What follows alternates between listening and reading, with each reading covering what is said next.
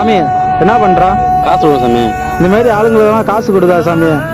காசு வாங்கிட்டு சரக்கு அடிக்கிறாங்க இந்த ஆளுங்கெல்லாம். சாமி எல்லாத்தையும் ஒரே மாதிரி நினைக்காத. கம்முடு சாமி. போ சாமி. சாப்பாடு வேணுமா தம்பி? இது சாப்பாடு மட்டும் ஆகிடக்கூடா. நீயே போ சாமி.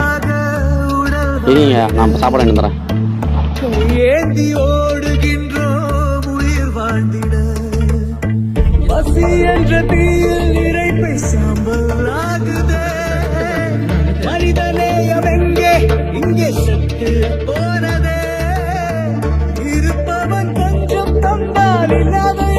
என்ன சாமி பேசுறீங்க?